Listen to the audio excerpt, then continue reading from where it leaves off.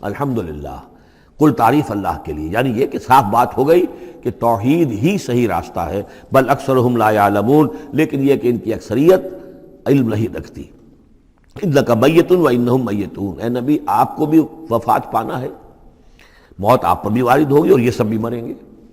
ثم انکم یوم القیامت عند ربکم تختصمون، پھر تم اپنے رب کے پاس قیامت کے دن آپس میں جھگڑو گے۔ کیا جھگڑو گے؟ حضور کہیں گے کہ میں نے تو یہ ان کو بتا دیا تھا سارا کچھ، اللہ جو تو نے بھیجا تھا میں نے پہنچا دیا تھا۔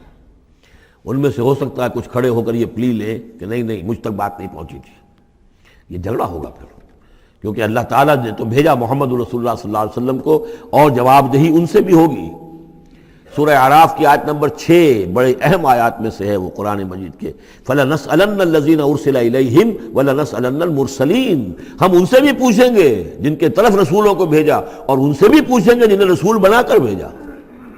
تم نے ہمارا پیغام پہنچا دیا تھا؟ جی ہم نے پہنچا دیا تھا۔ اسی لیے حضور نے گواہی دے دی تھی حجۃ الوداع میں، الا هل بلغت، لوگوں میں نے پہنچا دیا کہ نہیں؟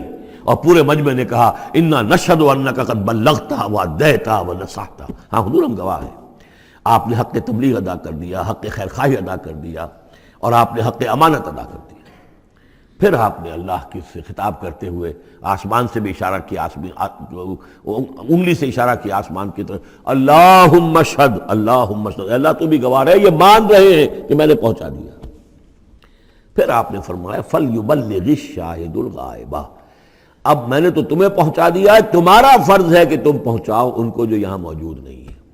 یہ ہے سلسلہ جو شروع کیا ہے، یہ گویا کہ جو میں نے کل بتایا تھا رسول و رسول اللہ ہے۔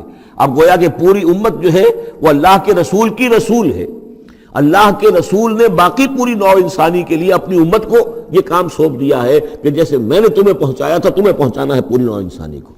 تو پوری امت گویا کہ رسول و رسول اللہ ہے، اللہ کے رسول کی رسول، کہ اللہ نے بھیجا محمد کو، اور محمد نے وہ ذمہ داری ان کے اپنے کندھے سے ان کے کندھوں پر منتقل کر دی۔